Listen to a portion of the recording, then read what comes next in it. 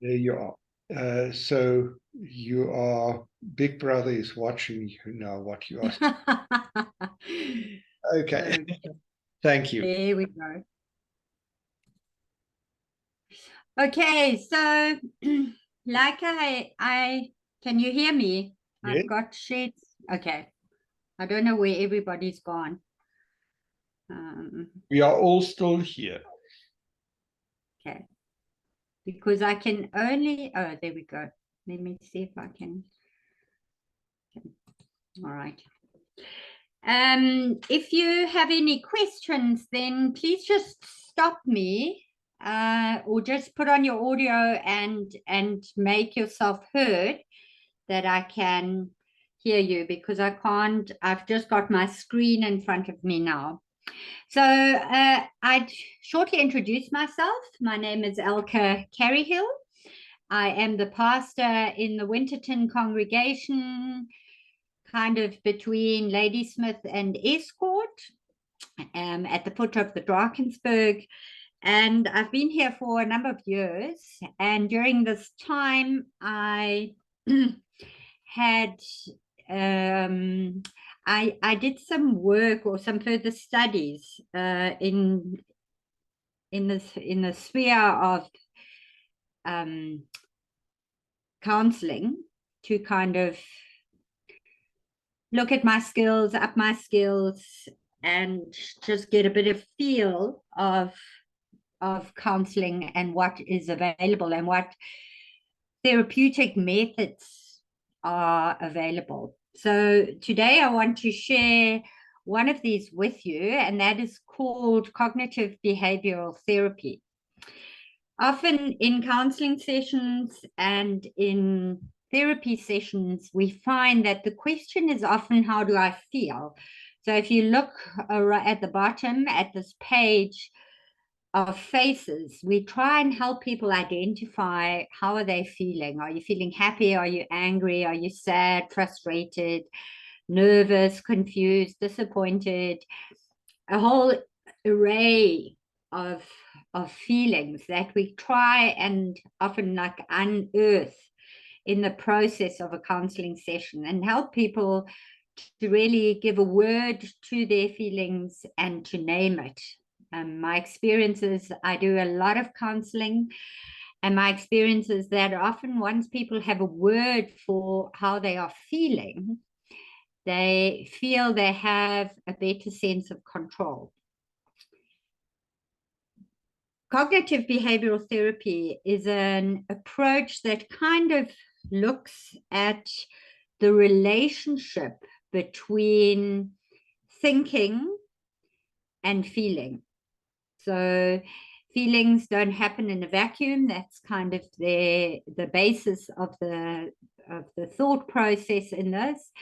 And often behind feelings, and especially in cases where the feelings tend towards the more negative things,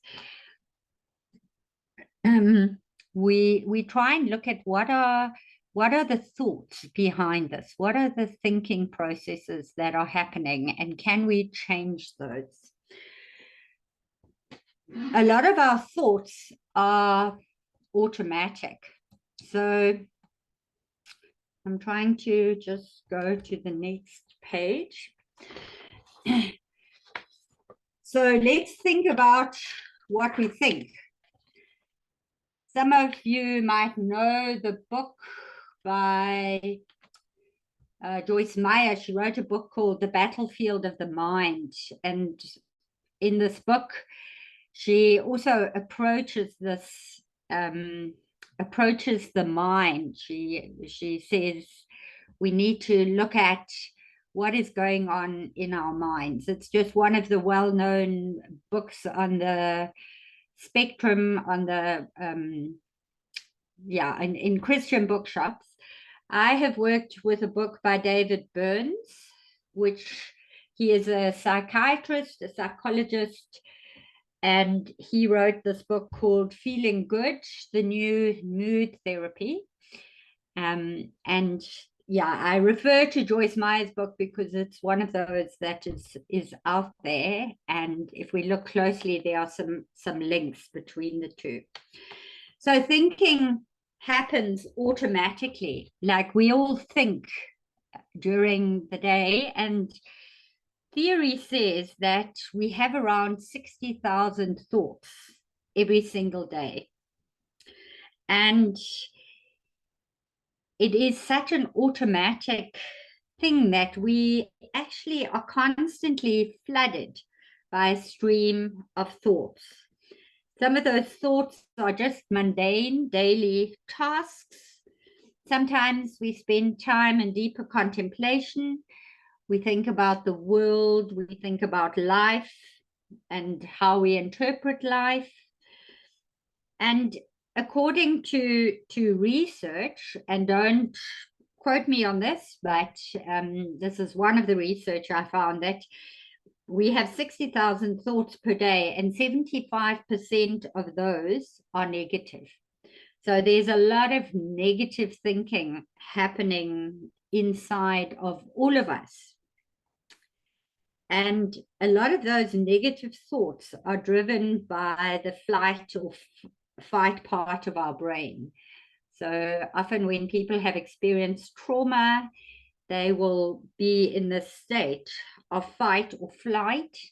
And when they are triggered, they get triggered into this, and then this thought spiral takes over, and it's often a very negative thought spiral. So the way we think is very important in our whole process of when we are trying to help ourselves, but also help others. And it means we need to listen very carefully as to what is actually going on in the mind. The way we think can significantly impact our mental health, can lead to increased stress, anxiety. Often it leads to very low sense of self-esteem, a general unhappiness or dissatisfaction with life. And ingrained thoughts can become deeply ingrained, or negative repetitive thoughts can become deeply ingrained in our minds, and it can become very difficult to actually change those patterns or break free from it. And then what often happens is that we feel negative, stuck, unable to move forward. We have no motivation to change a circumstance. So in cognitive behavioral therapy, we actually look beyond or behind kind of the feeling and say, okay, what's going on behind this thought process? It's more than positive thinking, and I will unpack that a bit later just now. It's not just about saying, oh, I see the world positively. It's going like, what am I thinking, and how can I reframe, or how can I rethink certain things, and checking into our thoughts. So to start off with, however, we need to become aware of our thoughts. We need to become aware of this constant flow of thinking, repetitive thinking, patterns of thinking, automatic thinkings, etc., things like that. So what is cognitive behavioral therapy? It's a type of talking therapy where you invite somebody in, and the client comes to a counseling session or a therapy session and just talks about what's going on between how they're feeling and what they're thinking and how they're behaving. And in this process, the counselor listens carefully and unpacks some of the thinking process. Cognitions, that is what we are thinking, and behaviors is what we do. It helps identify which thoughts are unhelpful and which thoughts feed negative behavior, which feeds unhelpful or unhealthy behavior towards a situation. Sometimes it involves a task where a person goes home and is asked to do some exercises during the week to kind of unearth and bring to the fore some of the thinking, and I'll show you one of those exercises at the end. Cognitive behavioral therapy focuses on the present, although one might talk about the past, but it is actually more about what is going on now. How are we thinking and feeling now? So it's not going back into the childhood and unearthing that. It's really about the process of what is going on in the mind right now. And research has shown that it can help. It's very successful in issues like anxiety, depression, trauma, etc., etc. So here's a slide of some of the benefits, some of the disorders, benefits cognitive behavioral therapy can have. Anxiety, this constant fear that something bad is going to happen. Depression is that where we just are, where people are in a very low, sad mood and can't see beyond that. Panic attacks are those things that are triggered and one goes into a state of panic or fight, flight, or freeze mode. Addictions have been treated with this. I won't go into addictions today, but cognitive behavioral therapy definitely also helps around addictive habits, because there too, it's often the mind and the thinking. The same as with eating disorders. Anger, when somebody struggles with anger and anger management, this too can be treated and worked with through cognitive behavioral therapy. And then phobias, where somebody is extremely afraid of certain things. They have ants on this picture, but it can be spiders or snakes or the dark, or just things like that, where it becomes irrational, where it's no longer a normal fear, but a real panic occurs around certain things. So Burns, the guy, the psychiatrist with whose book I've worked, he writes, every bad feeling you have is a result of your thinking. So he says that and it holds true for good things as well, good or positive emotions, but he says that bad feelings or those negative feelings are resulting a lot of the time, I would argue that not always, but 80% of the time, it is very closely linked to our thinking. And he suggests that every time you feel depressed about something, try to identify a corresponding negative thought just before or after the depression. And the theory is that by identifying the thought, you can learn to restructure your thoughts and you can change your mood. Your emotions result from the way you look and think about things. Are there any questions at this point?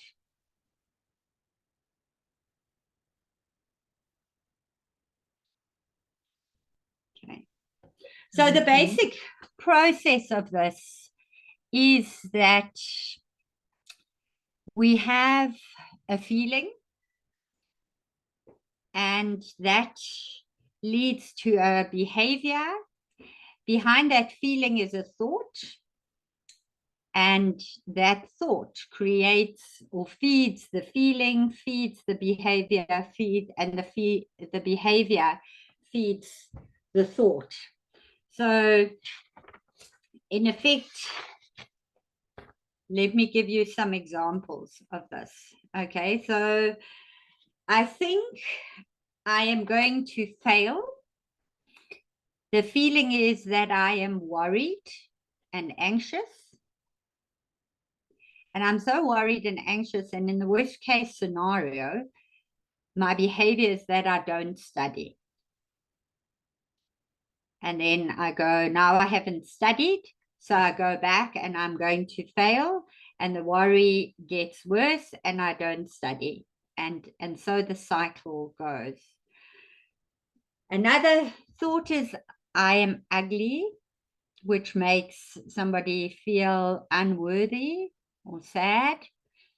And you go, I'm not going to ask a friend to go out and meet me for a coffee, or I'm not going to go to a party I've been invited to because I'm ugly, so I'm unworthy, and that makes me sad, so I'm not going to go out.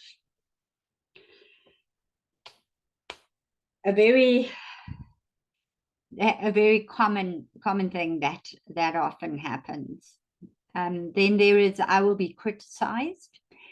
So I feel anxious. So I'm thinking, I've written something, but somebody's going to criticize me. So that fear of criticism causes anxiety, and I don't speak out, or I don't publish my paper, or I don't put up my hand because I might be criticized. I will be rejected,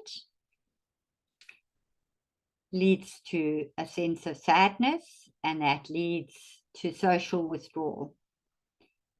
And again, it feeds into this, I will be rejected, and then you feel sad or unworthy, and you even less so go out to be amongst people.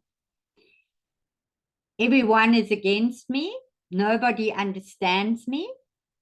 A very common one that ends in a feeling of anger and lashing out. So this is another very common, where the feeling is anger. If you look again behind it, everybody's against me, and the behavior is lashing out. Then you have this area of depression. I have nothing to give, is maybe the thinking behind it. And again, there's social withdrawal, or not participating in events, not helping, or not being part of a group. And so the cycle continues. So just to go back to the previous slide, there is a thought, I'm not worthy. The feeling is I'm sad and depressed. The behavior is I don't go to an invitation to a party, which is like, oh, feeds the thoughts, I don't have any friends, which leads to more feelings of isolation and loneliness, which leads to not engaging any further with other people, not looking for a community. So these are just some basics to give you a sense of what we are talking about. So the feeling, we want to unearth the feeling in a counseling session, but we don't only want to say, oh, that's how you're feeling, but we want to go back and go, so what is feeding this feeling? What thought is feeding this feeling? And how is that look like in your behavior in the world? And the aim is to challenge the thinking, to challenge the person and ourselves whether this is in fact, the thoughts are in fact true, or whether they are helpful, or whether they are just made up somehow in my head. And then we try and help people to restructure those thoughts. And I think important in these processes is to become aware of our own. It always starts, any counseling really starts with myself, of becoming more aware. What am I feeling? What is behind this feeling? What is the thinking behind the feeling? How is this influencing my behavior? And then working on really looking at how can I change the way I think about this?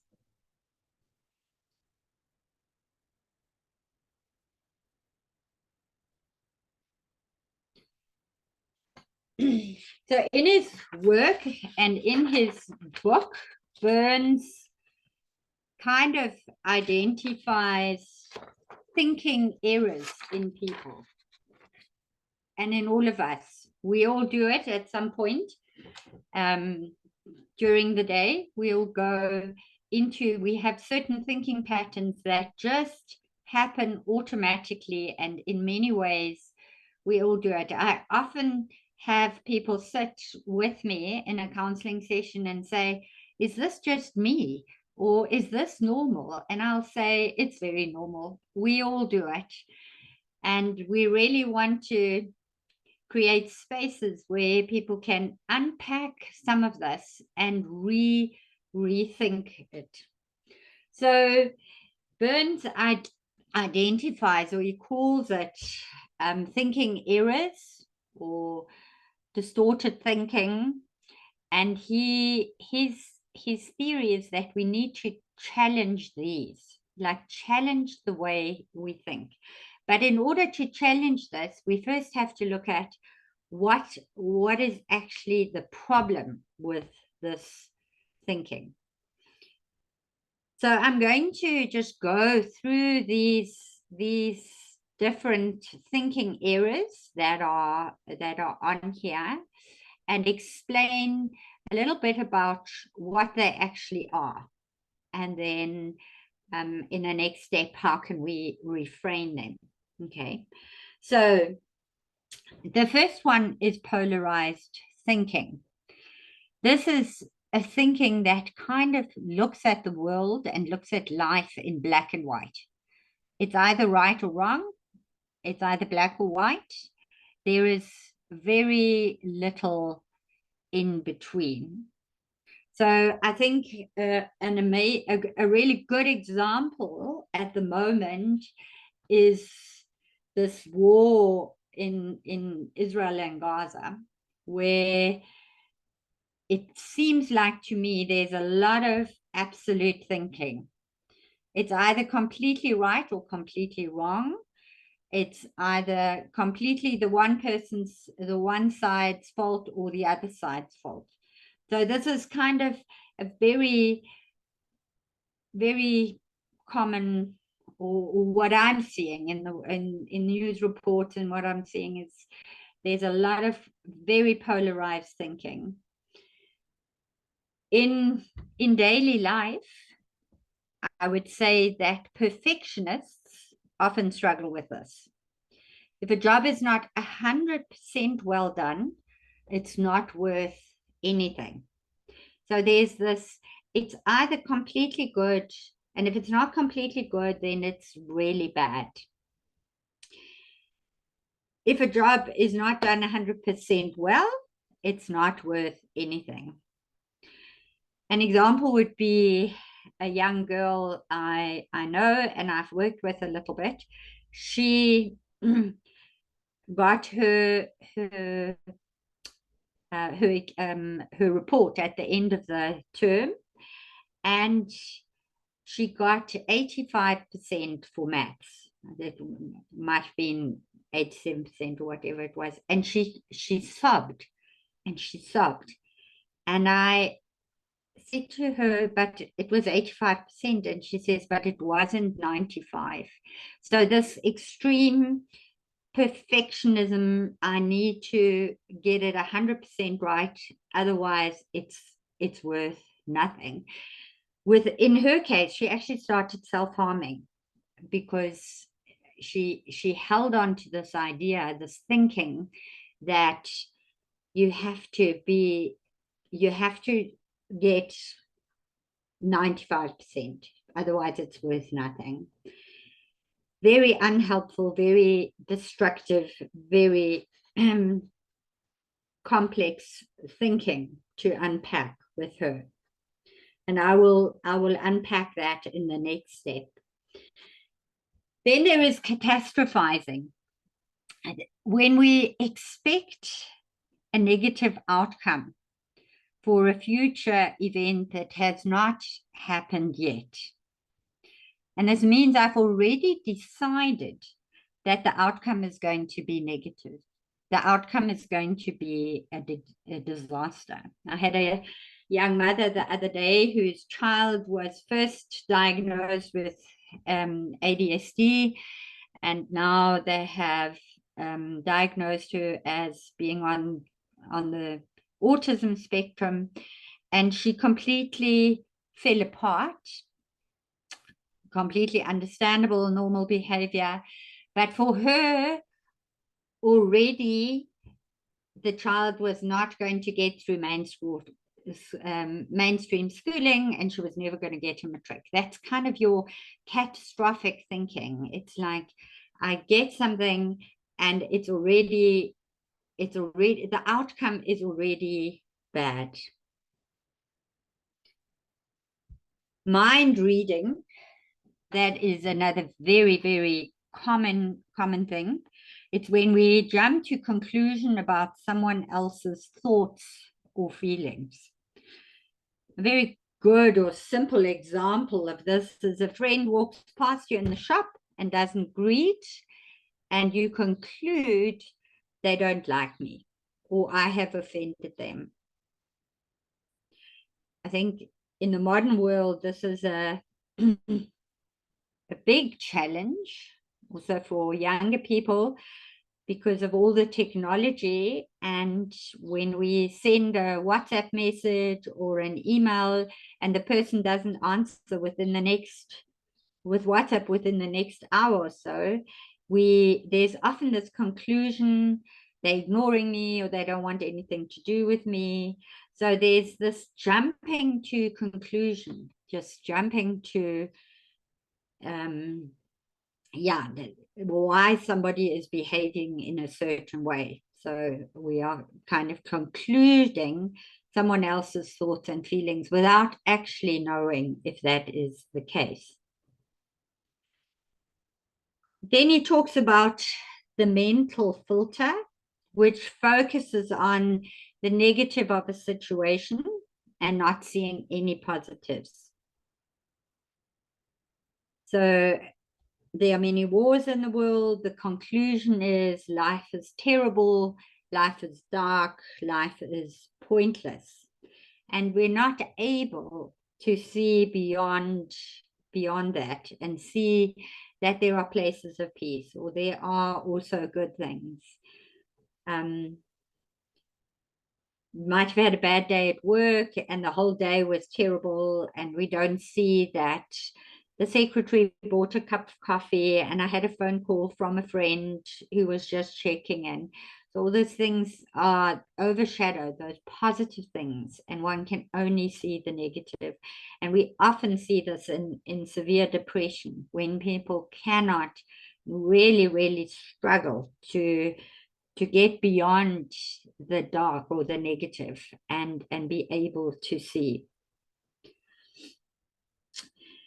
Then he talks about overgeneralizing. This experience, to assume that a future experience will have the same outcome based on a few or just even one event. So Sometimes maybe a good example here would be a car accident. Somebody has a car accident and they write off a car, and they cannot get past getting back behind the steering wheel because they say they believe this is going to happen again. I'm going to have another accident. I'm going to cause another accident. Another person's going to get hurt or killed. And so this is a person gets stuck in this. Then he talks about emotional reasoning. So you believe something is true based on feeling rather than fact. So one might feel a bit inadequate, or one might feel ugly, and the conclusion we draw is I'm a worthless person. Or I am angry at you and therefore you must have done something purposefully to upset me. So we take the emotion, the feeling, and make it fact and conclude a truth from it, which is often very unhelpful, and it just leads to a spiral of downward, that those emotional feelings spiraling downwards. Then there is what he calls labeling.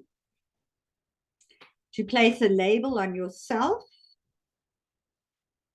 based on a single event or a few events. An example of a label would be I'm a failure, or I'm a complete idiot, or he's a jerk, or things like that, where we just label somebody instead of saying things like I made a mistake or he messed up, something to that extent. That doesn't make a person, this labeling has a lot, this thinking behind this is who I am, and it can have devastating effects. Disqualifying the positive, it's similar to the only seeing the negative. When we can't see beyond the darkness, beyond the destruction, beyond anything, there's just a dark cloud and we can't see. Then there's the should be statements. I expect myself or others to behave in a certain way. I should do this, I must do that. I should be learning, I should be working, I must go and see this and this person, I must, and all these things can cause, especially when you are emotionally fragile, when it's hard anyway to get through the day. Should be and must haves is very unhealthy because it just adds to the pressure.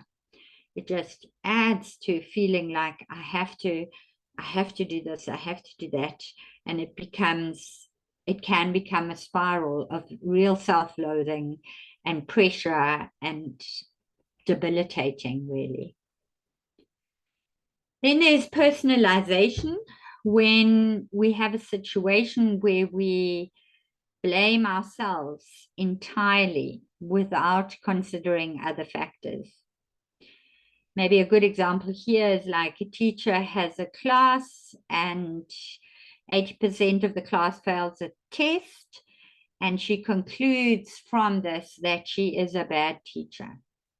And really there's different reasons. Maybe she didn't teach things well enough, but might have also been the class didn't ask questions, they didn't study properly. It was in the middle of the day when it was hot.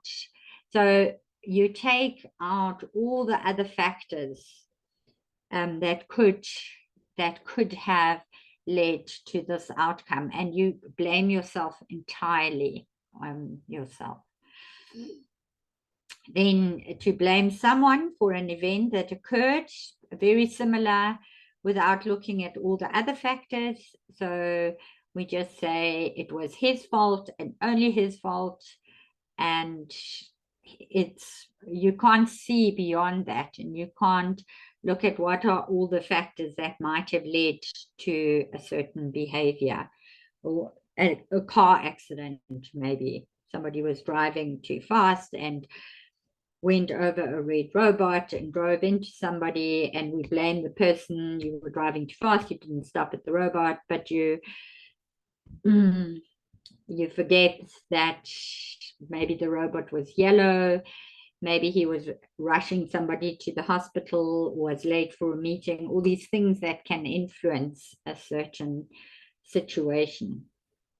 And then there's, of course, unfair comparison, comparing yourself to the standard of somebody else that is not realistic.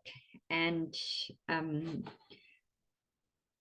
you forget in this that you are unique. And we often see this in siblings. A child feels a complete failure because her sister is the perfect ballerina and she can't dance to save her life. So, and the child kind of makes up in her head that being a success, you have to be the perfect ballerina like her sister, and now she can't dance. So Burns unpacks all these different thinking patterns, these thinking processes that happen, and we all have automatic thought responses to certain things. And these can stand in a way of a whole or a fulfilled life if they take over and become completely destructive. So especially when you're dealing with somebody who is deeply depressed or very anxious or socially awkward or socially withdrawn, these things it can be helpful to look at what is the thinking happening there, and to help somebody unpack some of those thinking errors. Like I said, I believe we all do. We all have thinking errors. We all do certain things in certain situations, and it's quite human to do that. But when it leads to destructive behavior, when it leads to depression or severe anxiety or debilitating, not being able to go to work, not being able to get out of bed, having maybe a eating disorder, when it affects your daily life to such an extent that you can't function, then it is really good in a counseling session to help people look at this thinking and look at what is behind it, and can we change it.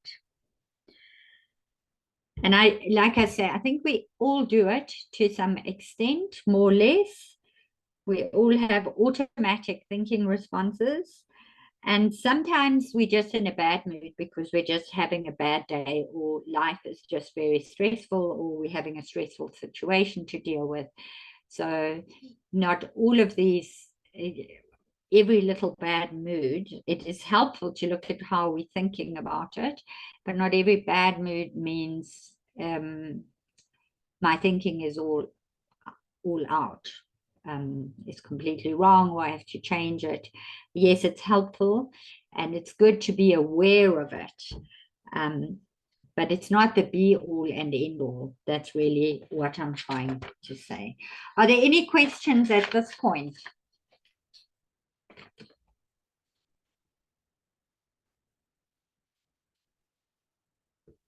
Okay, so I just want to share one little a little example of this whole process with you, which might be familiar or sound very familiar to all of you. And it's just an example that kind of shows what happens, or what can happen, and what this looks like. So you're a housewife, and your heart sinks when your husband just complains disgruntledly that the roast beef was overdone. So you've made supper, you've set the table, you bring the roast beef, and your husband is disgruntled because it's overdone. And the following thoughts cross your mind. You think, I'm a total failure. My sister always gets the roast beef perfect. I never do anything right. I work like a slave, and this is all the thanks I get. The jerk. And the feelings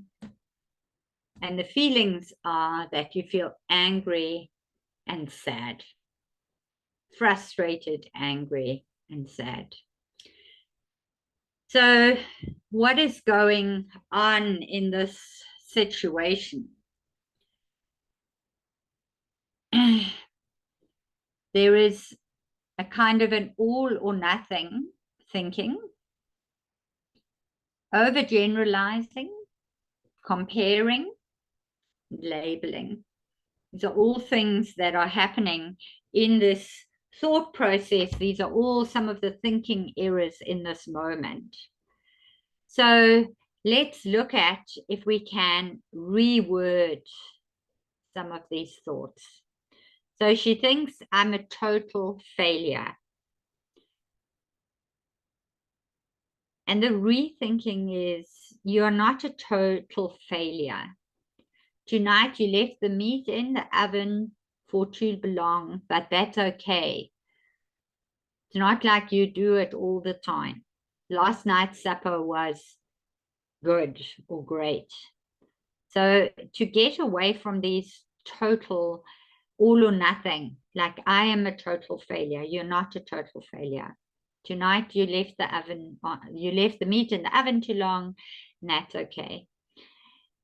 Then what she does is she compares. My sister always gets it right. I'm sure your sister doesn't always get it right, and you are not your sister.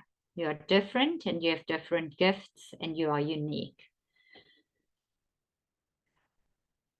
Then this one of these very common statements, I never do anything right. It sounds like a teenager screaming at his mother, I never do anything right. Never, always, all these words are very unhelpful words. Never, that's not true. There's a lot of things you got right this last week. So reframing. What are you saying, and how is this feeding your anger and disappointment and frustration and sadness? Jerk. My husband's a jerk. So you're angry because he's behaving like that. And maybe just go, my husband had a bad day and now he's behaving like a jerk, or he's just not in the mood, or he's just had a bad day. So once we have kind of looked at this thinking, looked at what are you thinking and what are the thinking errors, we can then help this housewife, for example, to rethink the situation, and maybe she can feel better about it. So another way of thinking could be, oh dear, I left the roast in a bit long. It happens. I will ask my sister how she does the roast beef. It's also been a long day and I had a lot going on. And maybe my husband has some stress at work. I'll ask him later if he wants to talk about it. And when that becomes the thinking, the mood can change. Then it's not just this angry, frustrated sadness in the room, but it can be a little bit more empathetic, a little more self-kindness, a little bit more, not this anger and frustration, just a bit softer and peaceful. So this is just a little example as to show how this theory works, how this thinking, how can influence the feeling, will influence the behavior. So if she stays with this thought, I'm a total failure, my sister always gets the roast beef perfect, I never do anything right, she probably storms out the room, slams the door, and lies on her bed and maybe cries because she's so frustrated and angry.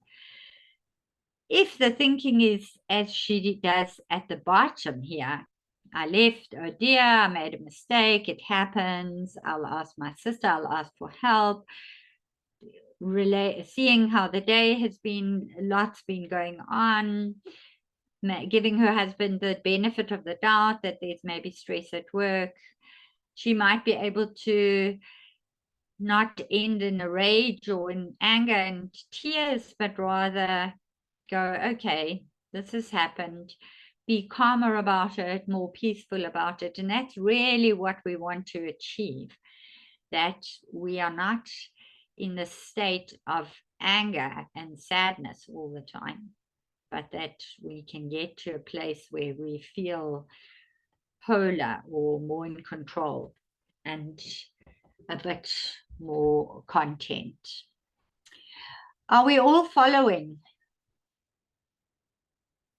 Yes, we are. Yes. Yes. Yes, we are. Are there any questions at this point? Clear for me. Maybe just to comment on my side from personal experience. Often one knows exactly that one is in one of these patterns of thinking, and one says, okay, that's really stupid, but one just keeps falling back, and it's not that easy to reframe, but maybe you're getting there.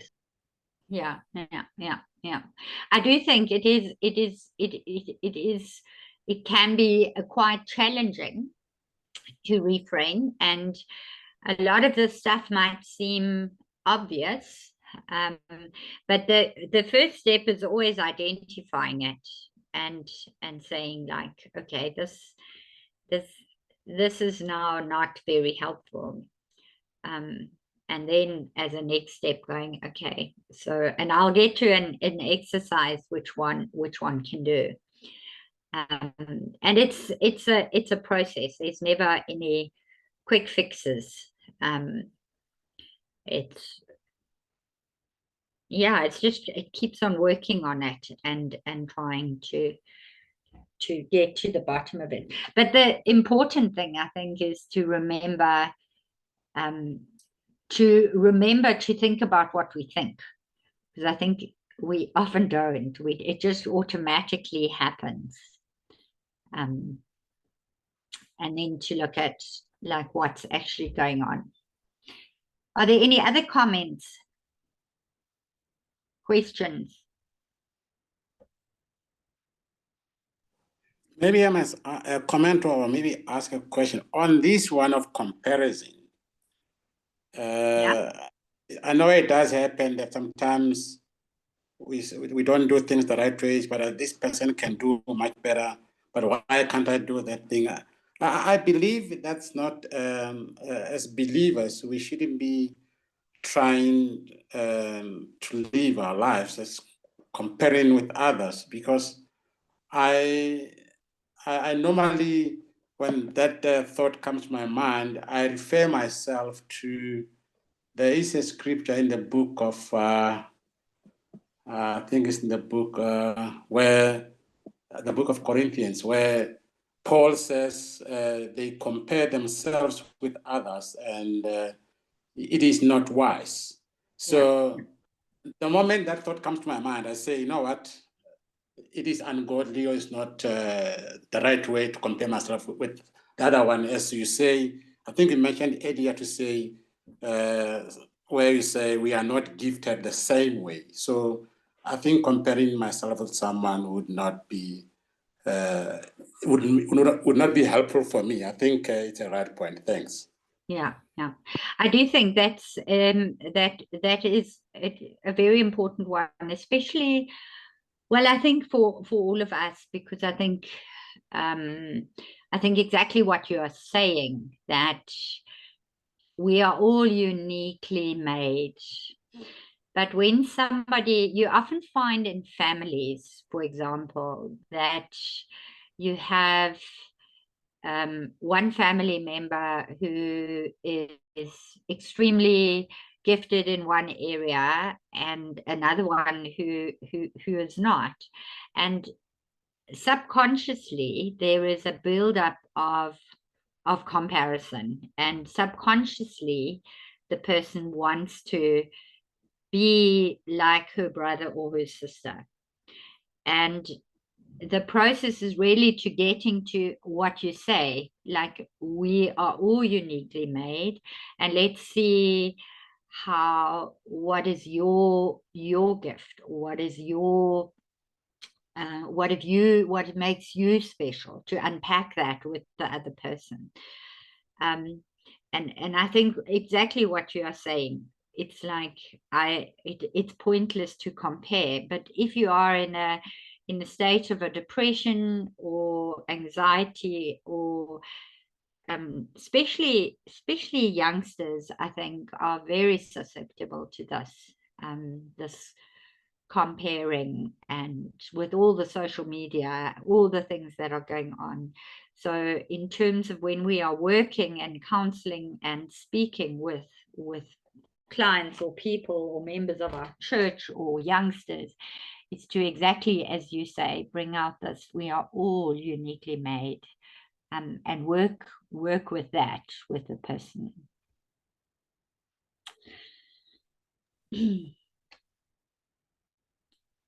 Okay.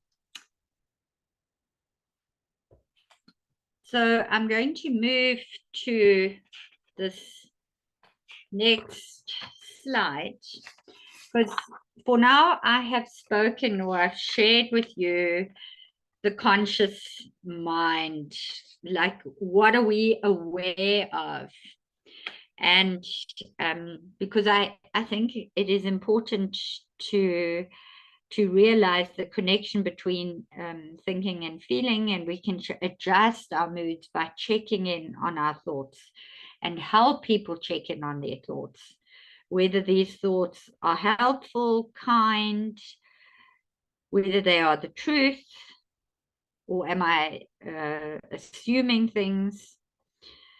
And to do this in a counseling session, we are challenged to listen quite carefully to what somebody is saying, because we want to hear this. We want people to express what they're feeling and hear what is bringing about these feelings, and then go, okay, are these thoughts behind the feeling, are they helpful, are they true, are they building you up, or are you breaking down? But we are basically in that working with the conscious mind, like thinking, being aware of what's going on in our minds. But a lot of that thinking is fed by a subconscious or unconscious mind, which happens far below. So what are your beliefs? What are your long-term memories? How are you protecting yourself? What are your fears? What are your values? What are your underlying emotions? What is your self-image? So all these things often feed into the more conscious thinking. And I've worked with people who have, where it's been very interesting to watch their reaction. I have a woman who consciously, she has a very strong sense of independence. I don't need anybody. I can do it on my own. I don't want pity. Constant thought. So what that means is, when she's feeling vulnerable or when she's upset or sad about something, she won't ask somebody for help because she thinks then the person's going to feel pity. And over weeks, I met with her and we unpacked this until she told me that her mother died at the age, I think she was 12 or something like that. I think she was 12. And she didn't want to go, she went straight back to school. She carried on because she didn't want pity. She didn't want help. She didn't want to show herself as vulnerable. So I'm telling this to say that in her unconscious, in her subconscious, she had developed this process, this thinking that showing pain, asking for help, asking somebody just to listen to her, in her head was weakness. So it meant that she felt she could never, you know, her thinking automatically was, when I ask for help, I am weak. So what happens? She doesn't ask for help. She doesn't ask somebody to listen to her when she just needs emotional support, and ending up feeling quite alone.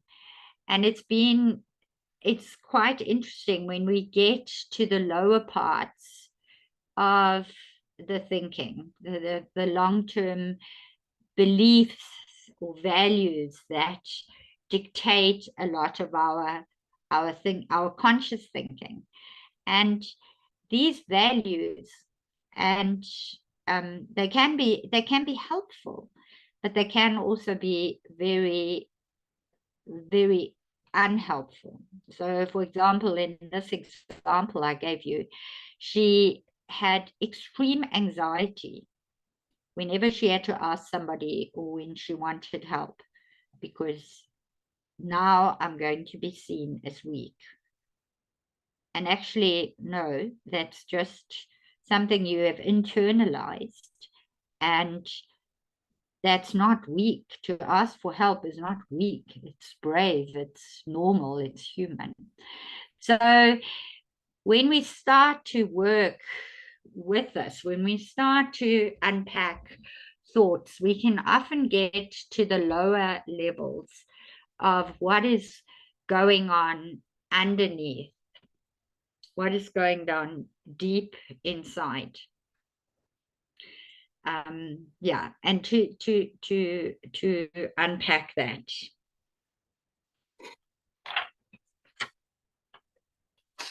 So now,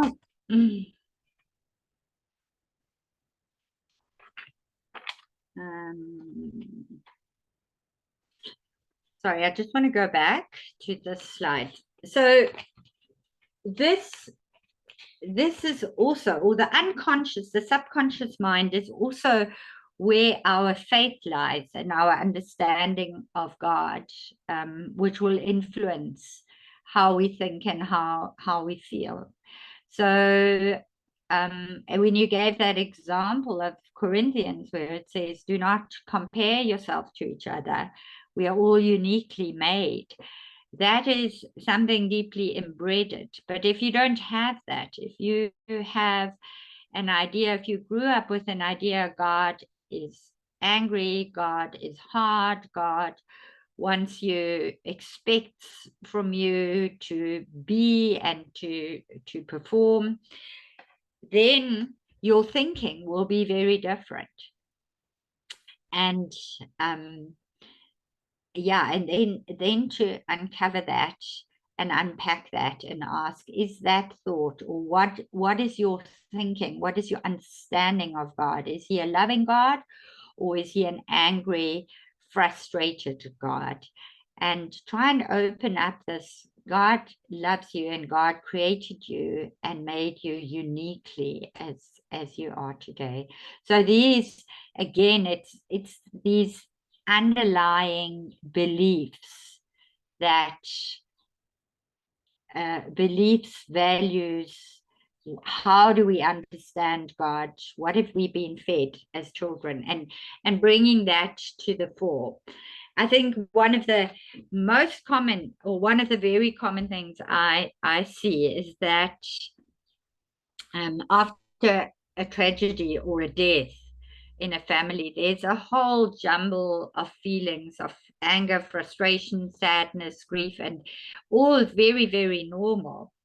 And often I hear people in these situations say to me, and I'm so angry at God.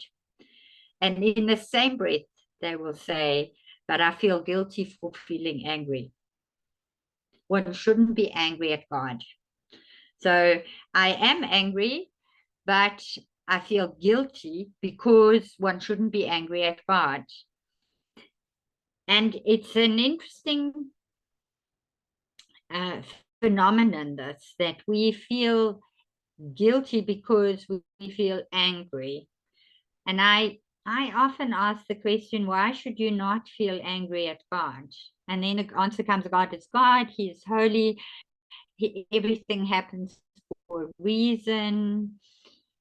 And in this case, I would go, yes, but feeling guilty about your anger is not helpful. And as Christians, we are very good at feeling guilty. We constantly feel guilty.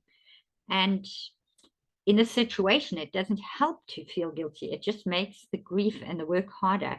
And so in this situation, I would say, I would use examples of the Bible where people were angry at God, and say there were many people who've been angry at God, and God is God. He can handle your anger. Because what happens is, if I think that I'm not allowed to be angry at God, for example, and then I feel guilty because I am feeling angry at God, it just compounds the healing process. It just makes it, we want to diffuse unnecessary feelings in a process of healing. So that's just one example. So the question is, how can we shift these thoughts? Gertrude, you asked that. And the feelings of distress, depression, fear, all these things. And I said at the beginning, we need to, the first step is always awareness. What are my thoughts behind the feelings? And ask the question, and then identify the unhelpful thoughts and help redefine some of the thoughts.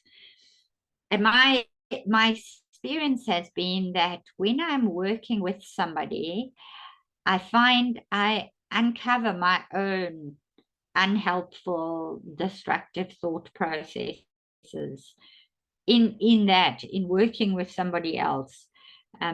It's often a place where I refrain and find my own kind of healing in the process, or understanding. Okay, but now, how do we change it? A very important question. How do we go about shifting these things? There's very, very different number of things we can do, and questions we can ask. So I just found this slide that I thought was quite helpful, and we can use it for ourselves, but also for others. So one of the things is, how do I know this thought is accurate? How do I know this is actually true? So my friend doesn't greet me in the shop, and I conclude she doesn't want anything to do with me, or she's angry at me. And I conclude that, but how do I know this is really true? And to challenge that thought. Maybe she's just having a bad day. Maybe she's distracted. Maybe she's busy with something else, or in a rush, didn't have time for a chat. So before we jump to the conclusion, to go, is it truth? Is it accurate? And what evidence do I have to support this thought or or belief. And then how can I test my assumptions to find out if they are accurate? To go back to the friend in the shop, I can phone her. I can give her a call and say, how are you? What's going on? I saw you in the shop, but you didn't greet me, instead of just reacting. Then the question is always, is this thought helpful? Is it helpful how I am thinking?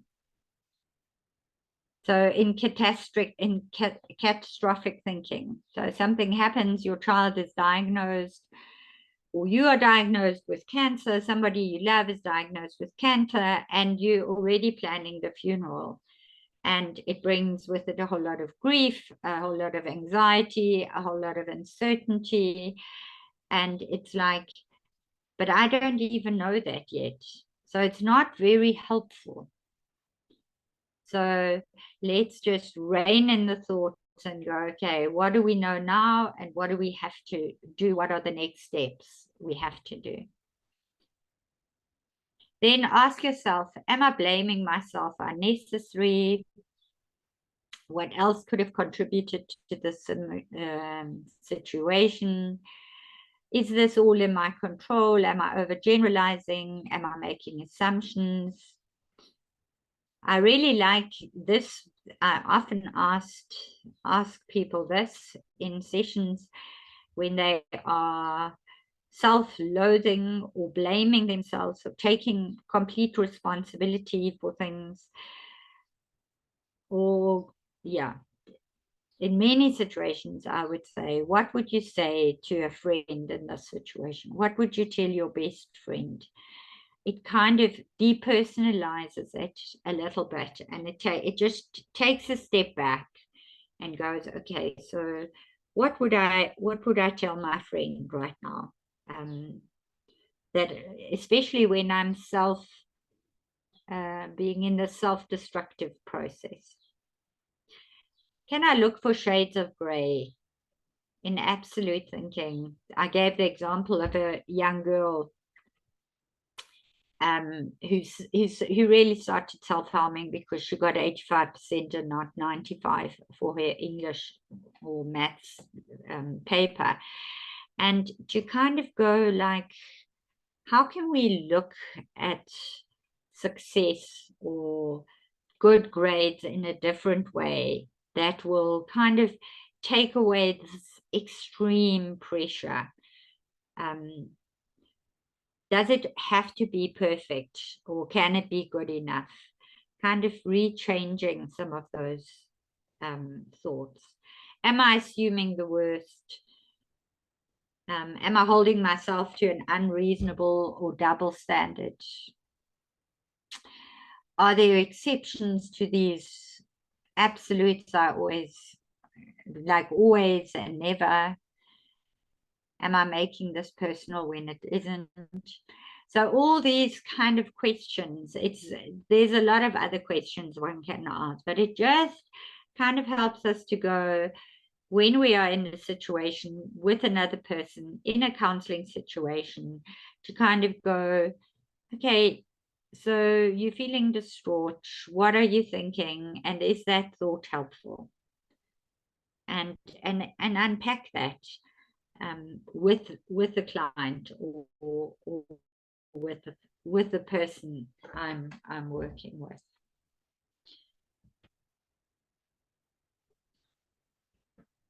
Yeah, here are just a few. I'll send out these slides, how we can, what it could look like, cognitive distortions and unhelpful thinking styles. And we, in a counseling situation and with ourselves, really, we want to challenge these absolute, the all or nothing thinking. Let's see if there are shades of gray here. Let's see if there are different ways of looking at this.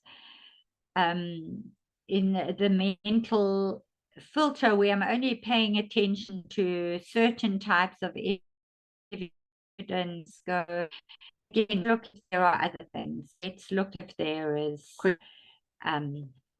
something positive maybe to see. When I'm jumping to conclusions again, is this really true? Do I know this for a fact? How do I know this? Maybe there are other reasons, so that I kind of help or assist the other person to take a step away and to look at, you know, to just look at it from a bit more of a distance. Labeling again, replace negative labels with positive ones. Then overgeneralizing. One instance doesn't make it a pattern, doesn't mean that it always happens. And again, we're trying to help a person unpack this, because when somebody comes to us in distress, they are often very, very stuck in their thinking, very, very caught up, and going, okay, let's see, let's just quietly, gently unpack this and see if we can change the thinking around this. Disqualifying the positive, there as a rule, I always, or not always, was a bad word. I encourage people to do gratitude journals, or write down the things they are grateful for. With catastrophic thinking, kind of going, okay, what do we know now? So somebody's diagnosed with cancer, bring them back to the now. What do we know now? What are the next steps? What has the doctor said? What tests have to happen? So that we don't already, that we help the person come back from already standing at the gravesite, already having lost that person. In the case of cancer, for example, like, let's just come back and let's just not catastrophize. Let's just not look at the lot. Let's not just conclude it's going to end badly. Then words like critical words, I should, I must, I should have, I must. It might just be helpful to say, you're going to try, or we're going to do your best. Just to take that, the language is so powerful, and to take a bit of the pressure out of the language. So these are just some of the ways, and like I said, I'll send you this, but there's a lot of stuff. And as you work with this, as one becomes more aware of the thinking related to the feelings, related to the behavior, it becomes it becomes easier, and it becomes, but we start not only listening for the feeling and helping the person express the feeling, but to go, okay, so what is the thinking behind the feeling, and how is this affecting your behavior? And let's start and try and restructure the feeling, the thinking, sorry. So one of the very, very simple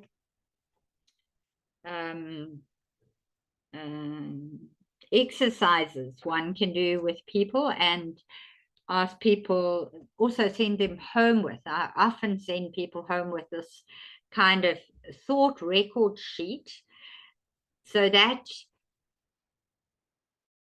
people become more aware, so that clients, and I use it myself, become more aware of this process of the link between my thoughts and my emotions, and also come up with alternative thoughts.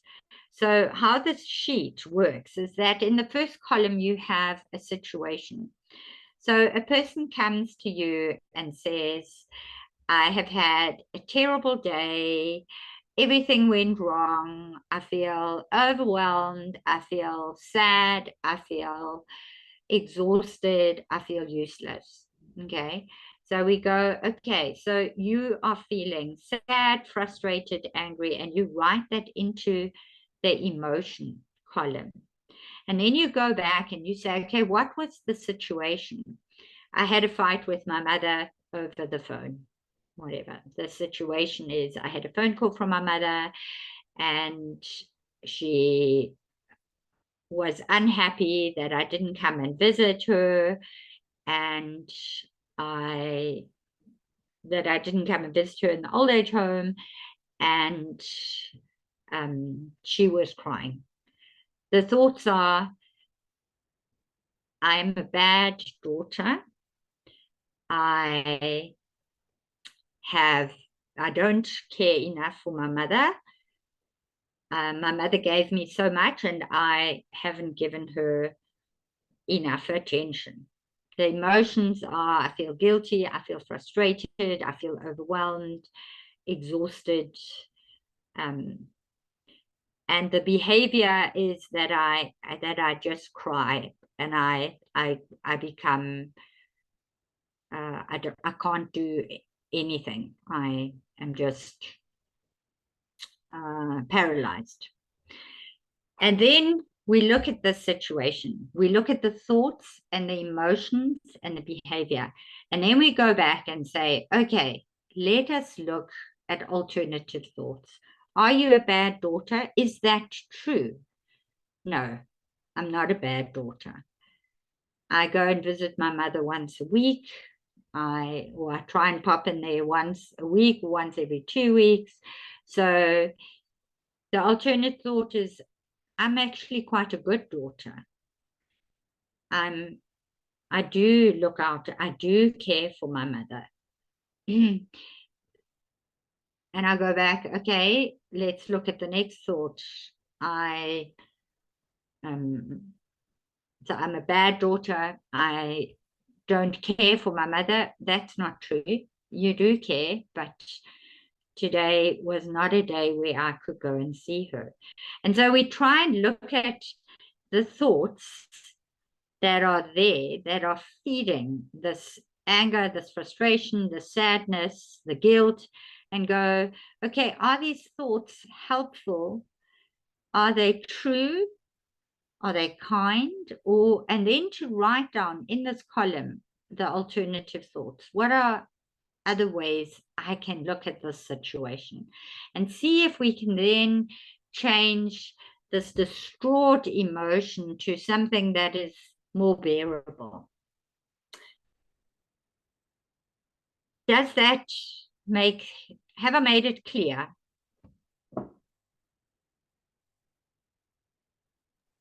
Thank you. Yes. Yes, you have. Thank you. Okay. So, yes, thanks.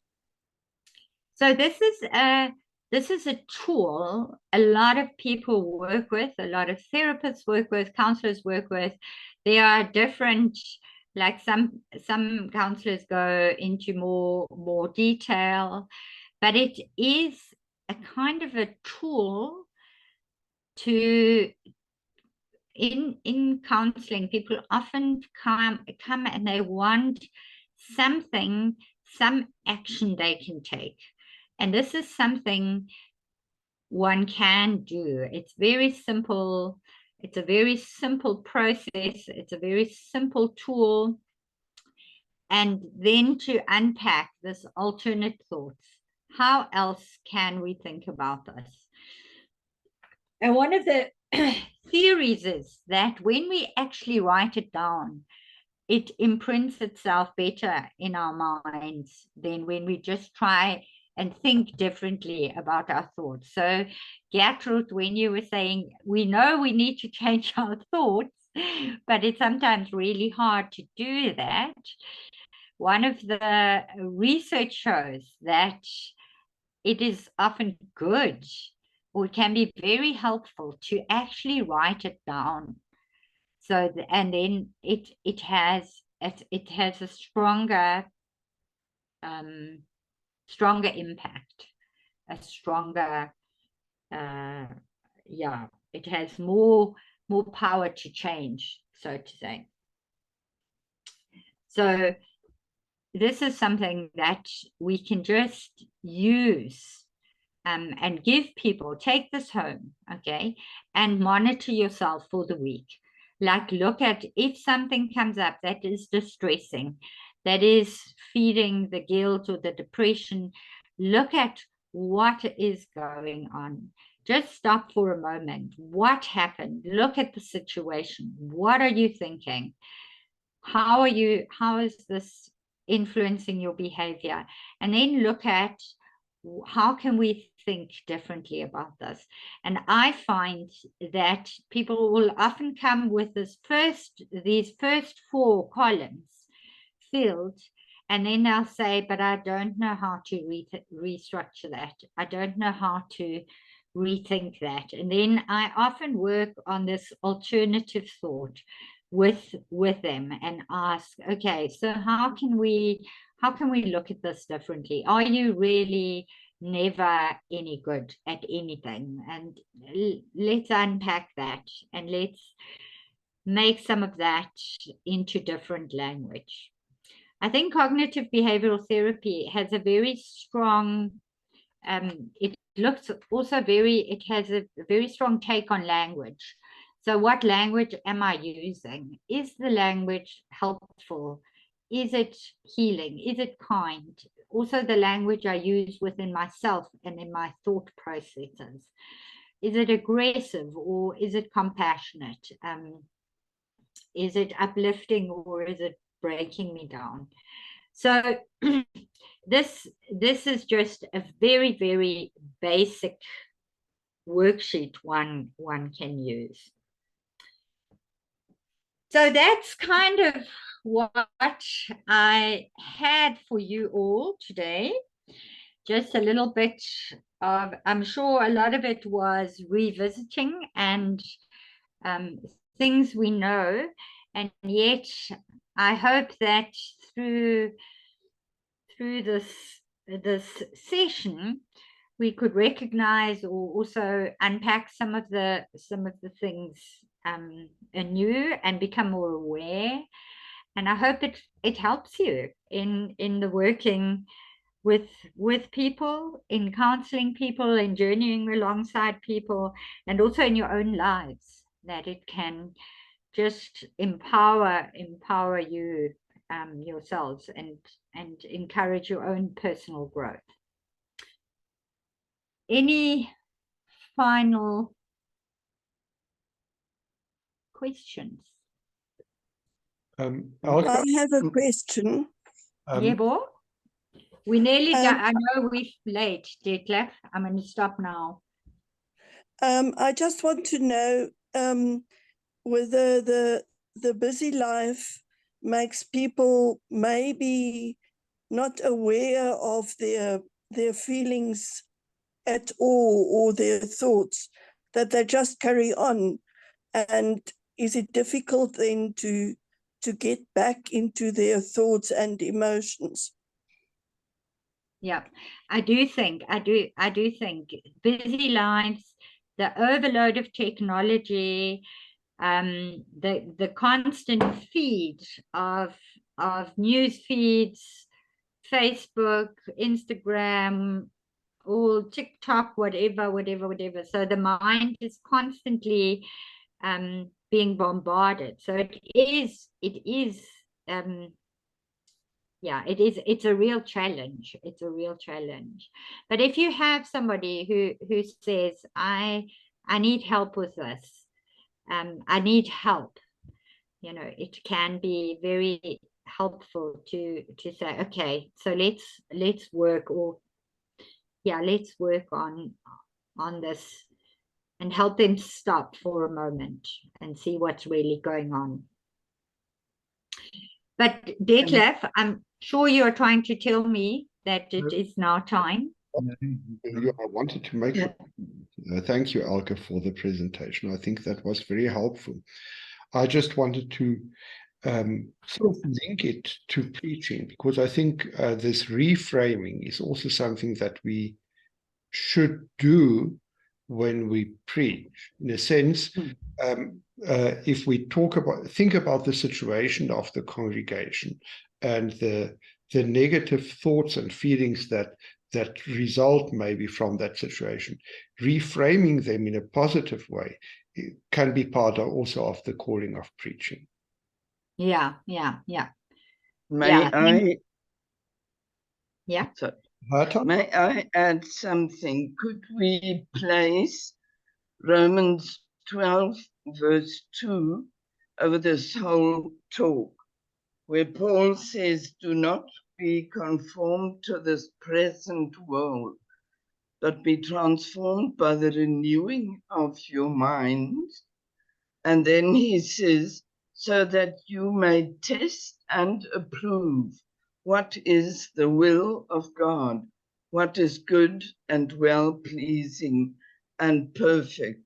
And together with that, I would also like to refer to, I think it's Philippians 4, verse 8, whatever things are beautiful, whatever things are kind, etc., think of these things. So it is a matter of taking God into the whole situation and not leaving him out, but keeping him in mind above everything. Thank you. Yeah, thank you for that. I refer to Joyce Meyer's book, Battlefield of the Mind, and she refers to Romans 12, this renewing of the mind, renewing.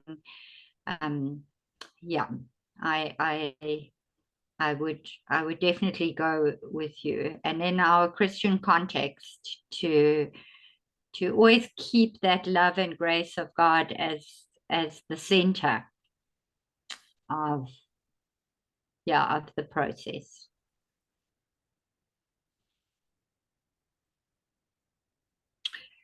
Okay. Thank you, everybody. Thank you very much, Alka. We really appreciate you sharing your expertise with us. Thank you. So I wish you all a good, I think you have a lunch break now? Yes, so we now have a lunch break. You are welcome. Unfortunately, we cannot provide the catering over Zoom, so you for that yourself. We can put on the Zoom screen a nice picture of some food, but it won't help you that much. So we won't do that. Enjoy your lunch, and we reconvene because it's a bit of a longer lunch break. Let's just see what we said in the invitation. I think we said we reconvene at 2 o'clock. Is that right? I think so, yeah. Just see that we are all on the same page as far as the time is concerned. Yes, 2 o'clock, and then I will present. So until 2 o'clock, if you want to join us then. And thank you for joining until now. Sorry, Detlef, just one question. Will we get the slides? Yes. I'll send the slides together with my I'll send my presentation, or I'll send the Word document, which includes the slides and notes. Thank you very much, Alka. Okay, only a pleasure. Thank you, everybody. Thank you, and have a good lunch break, everybody.